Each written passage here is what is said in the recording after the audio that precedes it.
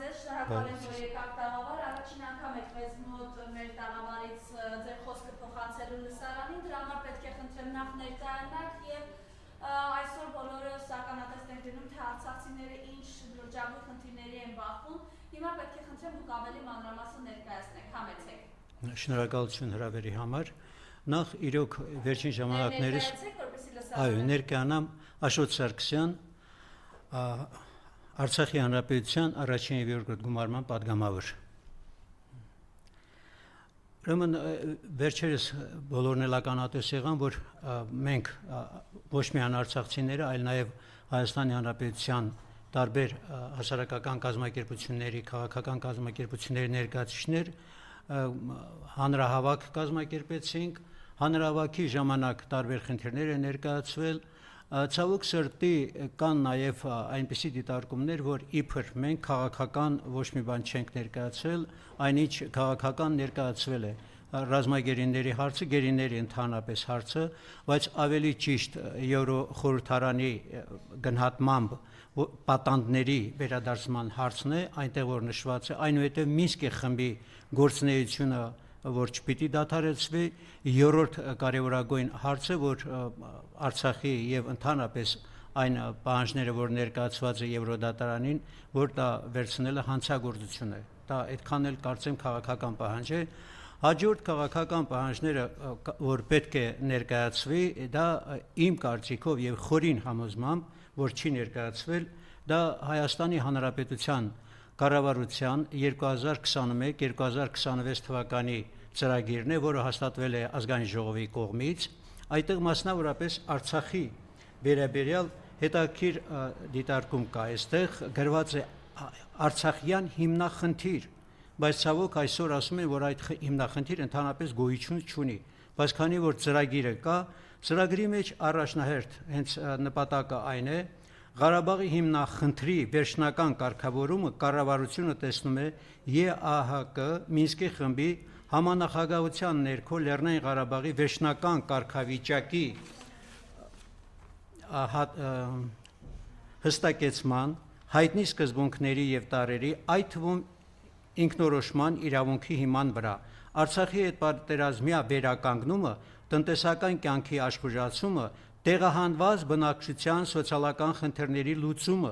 մշակութային եւ կրոնական ժառանգության պահպանումը լինելու է կառավարության ուշադրության կենտրոնում։ Ջանք չի խնայելու Արցախում արժանապատիվ եւ բարեկեցիկ կյանքի պայմաններ ստեղծելու համար։ Այս նպատակներին կառավարությունը հասնելու է Արցախի իշխանությունների հետ համագործակցության խորացման, ինչպես նաեւ Արցախի հետ գործակցության նոր ձևաչափի ստեղծման միջոցով։ Հայաստանի կառավարությունը շարունակելու է լինել Արցախի ժողովրդի անվտանգության երաշխավորը եւ շարունակելու է աշխատել Արցախի ժողովրդի իրավունքների պաշտպանության ուղղությամբ։ Արցախի եւ Արցախի ժողովրդի անվտանգությունը կշարունակի ապահովել պաշտպանության բանակը, Ռուսաստանի Դաշնության խաղաղապահ ուժերի ներկայությունն Արցախի անվտանգության կարևորագույն երաշխիքն է։ Կառավարությունը երաշխավորելու է բոլոր անհրաժեշտ պայմանների գոյությունը խաղաղապահ առաքելության անխափան եւ անխոչնդոտ գործունեության համար, Ղարաբաղյան խնդրի բացարձակապես խաղաղ կարգավորման համար առանցքային կարևորություն ունի ԵՀԿ խմբի համանախագահության ձևաչափի շրջանակներում բովանդակության բանակցությունների անցկացումը։ Փաստորեն այս ծրագիրը, որ ներկայացրել է կառավարությունը Փաշինյանի գլխավորությամբ, ձախողվել է սկզբից մինչև վերջ։ Միայն Արցախի վերաբերող այս հարցերի մասին քիչ որ կարդացի, տեսնեք, ինչ է գրում կառավարությունը։ Չենք խնայելու Արցախի արժանապատիվ եւ բարեկեցիկ կյանքի պայմանների ստեղծելու համար։ Այդ նպատակին կառավարությունը հասնելու է Արցախի իշխանությունների հետ համագործակցության խորացում։ Իսկ ինչպես գիտեք, Փաշինյանը հայտարարում է, որ Արցախի իշխանություն Հայաստանի Հանրապետությունում գոյություն չունի։ Ես լրացուցիչ նշեմ, որ բացի Արցախի իշխանություններից ամբողջ աշխարհում գոյություն ունի նաև արևմտահայության կառավարությունը եւ արևմտահայության խորհրդարանը, որը ակտիվորեն աշխատում է Սփյուռքում եւ գրասենյակ ունի Երևան քաղաքում։ Իսկ ինչ է նշանակում, որ Արցախի իշխանություն գոյություն չունի։ Փաստացի այսօր Արցախի իշխանությունները կան, աշխատում են, ունենք հանրապետության նախագահ, ազգային ժողով եւ շատերը մոռանում են նշեն նաեւ տեղական ինքնակառավարման մարմինների գործունեությունը։ Այս պահի դրությամբ Հայաստանի Հանրապետությունում հիմնականում բնակվում են մեր տեղական ինքնակառավարման մարմնի ղեկավարները եւ վարչակազմի ներկայացուցիչները։ Փաստորեն մեր նպատակն է, բազմիցս ես եմ անդրադարձել այդ խնդրին, որ պետք է վերականգնենք մեր համայնքները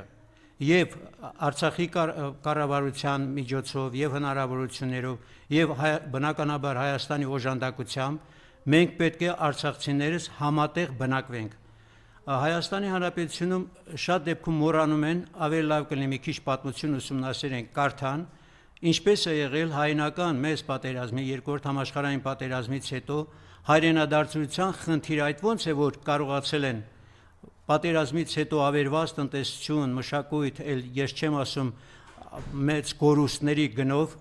կարողացել են 46-48 թվականներին հայրենադարձություն կատարել եւ պատահական չէ այն ժամանակ, որ նոր Արեշ, նոր Նորք, նոր Զեյթուն այդ համայնքները համատեղ բնակվել են։ Իսկ այսօր արցախցիներին ինչ են առաջարկում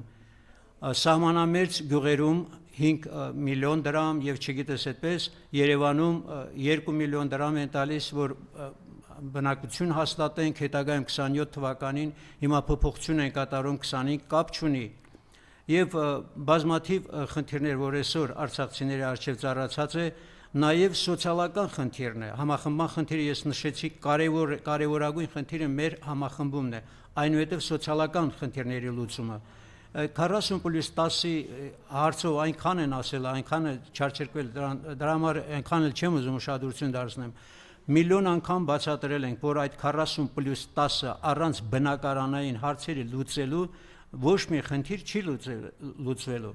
Հանդիպելով սոցիալ նախարարի երկու տեղակալի եւ միգրացիայի վարչության պետի հետ, այն ժամանակ այդ հարցը նորից բարձրացրել ենք, բացատրել,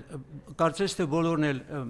խոսքները մեկ արած գտնում են, որ դա հնարավոր չէ։ Մենք ունենք փախստականի կարգավիճակ։ Խնդրեմ փախստականների մասին միջազգային կոնվենցիան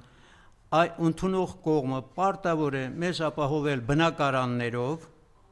առաջինը, երկրորդը օրը 3 անգամ սնունդ։ Սնունդը ձեզ հալալ, գոնե բնակարաններով ապահովեք, այդ խնդիրը մնացած խնդիրները մենք կլուծենք ինքնուրույն, թե աշխատանք գտնելով եւ մյուսը։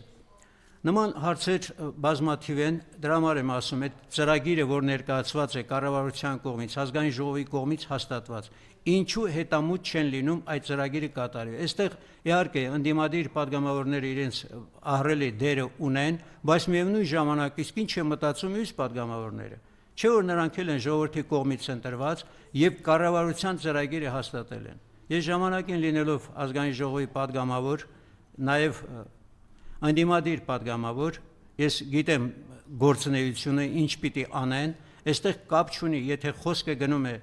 ժողովրդի մասին, դուք էլ ժողովրդի կողմից ընտրված падգամավորներ եք, ուզում եք ԿՊ-ական լինեք, դաշնակցական կամ մյուս կուսակցության անդամների, դա կապ չունի, դուք падգամավորներ եք, դուք պարտավոր եք կատարել ձեր գործունեությունը եւ մի մոռացեք, հարգելի падգամավորներ, Հայաստանի Հանրապետությունը падգամավորական երկիր է, մի մոռացեք, իշխանությունը ձերն է հիմնականում, խորհրդարանական երկիր է Հայաստանի Հանրապետությունը։ Այնուհետև մի կարևորագույն խնդիր, որի մասին ես կուզենայի ներկայացնել, անգամ 2018 թվականին, այսպես կոչված Թավշյա, չգիտեմ, ուսապարկյան հեղափոխությունից հետո մոռացել եք, որ Հայաստանի Հանրապետության կառավարությանը, Արցախի կառավարությանը, Արցախի ժողովրդին տրամադրում էր միջպետական վարկ։ Այդ միջպետական վարկի քանակը 110 միլիարդ դրամ է։ Հիմա բոլոր արցախցիները հիմնականում իհարկե այստեղ են, ենթադրենք 110,000 բնակիչ այս պահի դրությամբ օգտվում են այդ տված 40+10 հասարակ թվաբանական գործողություն կատարելու դեպքում մենք կտեսնենք, որ այդ թիվը, այդ 110 միլիարդ դրամը բավարարում է 50 եթե տալիս ենք, անգամ 40 միլիարդ դրամ մնում է։ 40 միլիարդ դրամով կարող են բոլոր Հայաստանի բնակչության, այդ թվում նաև Արցախի ոչինչ թող վերցնեն հեծանի վեր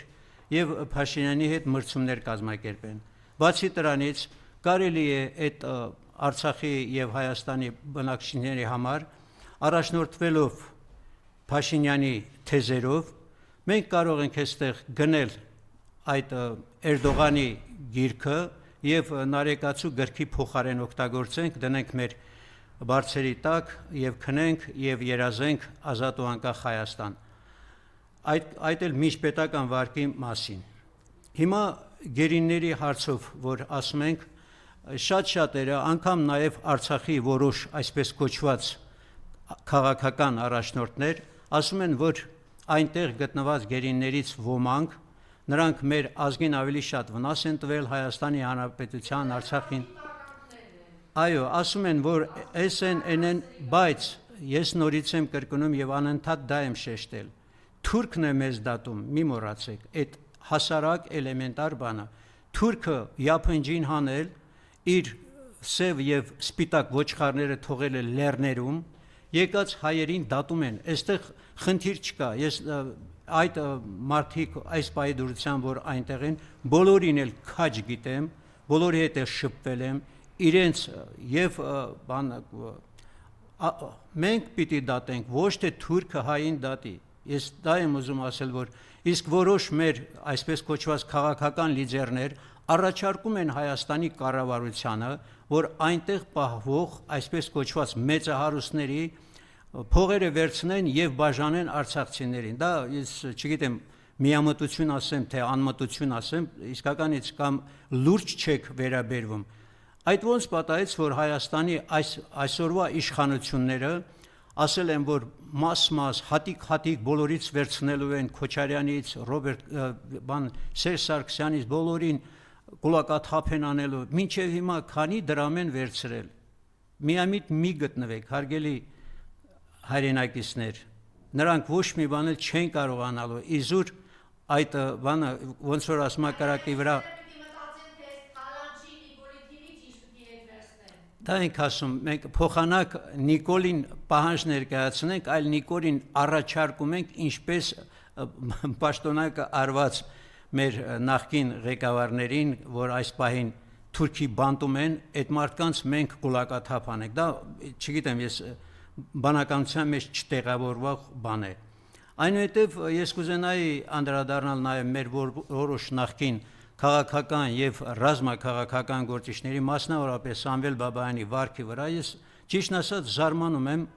մարդը իրոք առաջի պատերազմում մեր խորհրդանիշներից մեկն է եղել, եթե ոչ առաջինը։ Ես ինքս Սամվել Բաբայանի հրամանատարության տակ կռվել եմ, հայրենիք եմ պաշտպանել, եղել եմ Ստեփանակերտի ինքնապաշտպանության 6-րդ գոտի հրամանատարը։ Բայց ինձ համար զարմանալի է Սամվել Բաբայանի քաղաքական այդ նկարտումները, մոտեցումները, ինչ է նշանակում մարդը տեղափոխվելով Հայաստանի Հանրապետություն, ստեղծել է մի կուսակցություն, ոչ մի քաղաքական առաջընթաց չի գրացել, այնուհետև հաջորդ կուսակցությունը 21 թվականին մասնակցել է Հայաստանի ընտրություններին, 0.0 քանի 1% ձայն ստացել, նրանից հետո տեղափոխվել Արցախ, կուսակցություն ստեղծել, իհարկե 9 պատգամավոր, բայց միթե այդ մարդը չի հասկանում ինչ է կատարում Արցախում եւ ինքը ունենալով բոլորի նկարագիրը, բոլորի մասին տեղեկություն, ավելի շատ շանտաժի է ենթարկում նման մարդկանց։ Եղբայր, եթե դու հարց ես ներկայացնում որպես գեներալ, դու խնդրեմ զինվորական հարցերով զբաղվի եւ քո այսպես կոչված գոլեգաններին, որ այսօր Հայաստանի Հանրապետության պաշտպանության նախարարն է, որ չգիտես մարդուն հարց են տալիս, այնպես է պատասխանում, մնում է զարմացած։ Ես շտաբի պետի մասին չեմ խոսում, երևի մինչև հիմա ոչխարները չեն ծարավացել, սովածացել, լեռներից չեն իջնում, նկատի ունեմ այսպես կոչված Ադրբեջանի բանակը, որ հարց են տալիս, աղջիկը, լրագրող աղջիկը հարց է տալիս, փոխանակ քիչ ամնում ասի արի միասին գնանք ես դու կռվենք։ Ես զարմանում եմ, ճիշտ ասած, որպես Արցախի պաշտոնաթող սպա ինձ համար վիրավորական է, որպես մանավանդ աշխարհազորային, որ ժամանակին աշխարհազորայինները հավաքել են հայրենիք պաշտպանել, հիմա այսօր այնպիսի բաներ են ասում, մնում է զարմացած։ Իսկ ինչ մնում է այդ հարցին, որ ինչու արցախցիները չեն կռվել։ Պատկերացրեք, ես դա ավելի շատ տաքսիստներից եմ լսում եւ պետական բարձրագույն պաշտոնյաներից։ Դա իհարկե շատ զավեշտ է, բայց ինչ որ տեղ նաեւ օրինաչափ, որ ասում են չեն կռվել։ Այ խելոքներ, եթե չեն կռվել, Արցախը 223 զինվոր զոհ է տվել։ Բացի դրանից 300 այն զոհը, որ մենք տվեցինք, վարվեցին, այդ մենք չենք կռվել, եւ եթե մարդ մի քիչ խելք ունենա, կմտածի 9 ամսից ավելի շատ մարդիկ բլոկադայի մեջ սոված ծարավ, դուք ոնց եք պատկերացնում քաղցած զինվորը ռազմի դաշտում։ Լավ, 3 օր կռվեց, 4 օր կռվեց, հաց բերող չկա, ընդհանրապես հացել չկա, եթե որ հասցնեն, այդ փամփուշտները ոնց պիտի տեղափոխեին։ Եվ բացի դրանից ոչ մի գաղտնիք չկա, որ մեր բանակայինների թիվը կազմում էր մոտ 9000 զինվոր, իսկ Ադրբեջանը, որ հարձակվել են 20000-ը խորքում կաղնած Լաչինի այսպես կոչված այդ միջանցքում, 45000 ամբողջ երկայնքով, 9000-ը եթե անգամ 100 մետրի վրա մի զինվոր էլ կանգնացնենք, չեն կարող ամբողջ Արցախը պաշտպանել։ Այդ ոնց պիտի մենք կռվեինք։ Եվ շատերը ասում են, ինչու դուրս գալիս զենքերի չեք հանձնել, 1.5 միլիարդ, չգիտես ինչ որ թվեր են ասում, են ասում։ Նախ այդ բաները, եթե պատերազմից գաղափար ունեն եւ մասնակցել են կամ տեսել են, մերոնք կռվել են, այնուհետև այսպես կոչված մեր ռուս բարեկամները եկել են շրջափակել մերոնց, բացատրել, որ զենքերը հանձնեն, իրենց դուրս են թողնելու։ Հակառակ դեպքում բոլորին ոչնչացնելու են։ Միջ այդ նման մարդկանց երազանքն է, որ բոլոր արցախցիներին վերացնենք։ Իսկ ինչ եք մտածում, բոլոր զինվորներին եթե վերացնեին, դրանից հետո ինչ տեղի կունենար Արցախը, կանանց, աղջիկների, երեխաների հետ։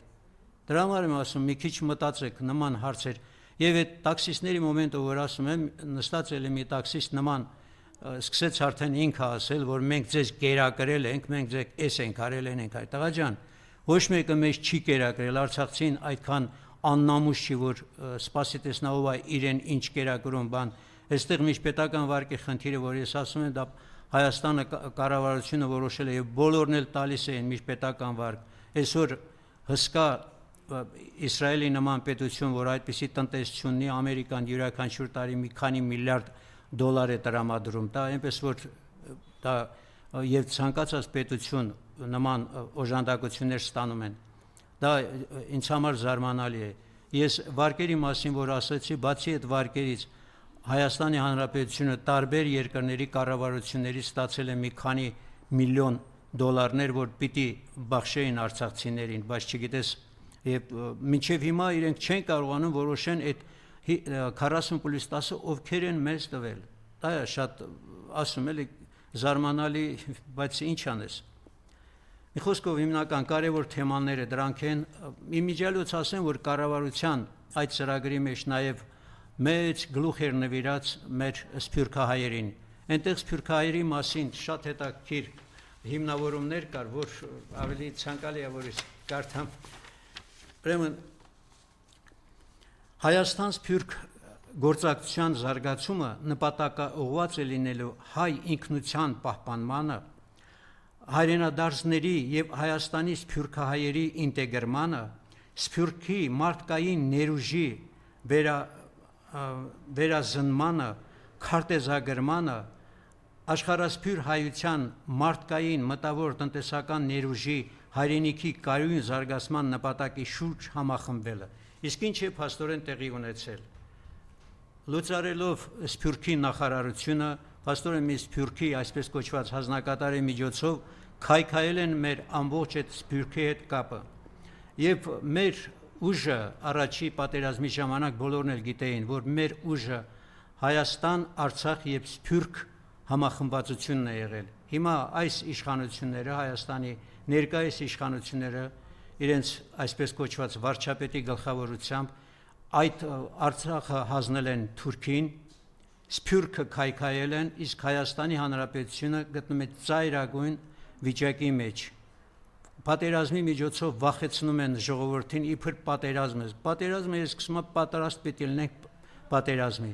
Առաջին պատերազմը հաղթանակը ավարտելուց հետո, երբ ես մեր այսպես կոչված որոշ զինվորականների հանդիպել եմ, չեմ ուզում անուններ նշեմ, ասել եմ ինչու մինչև վերջ չեն գնացել եւ կապիտուլյացիայի չեն ենթարկել, ասում են զինվորները հոգնած են եղել։ Ես իրենց բացատրել եմ, մի զինվոր էլ ես եմ եղել, ես պարտավոր եմ որպես զինվոր կատարել հրամանատար, ես հոգնելու իրավունք չունեմ։ Այդքանը որ ես կուզենայի ներկայացնել։ Շնորհակալ եմ։ Ձեզ էլ եմ շնորհակալ։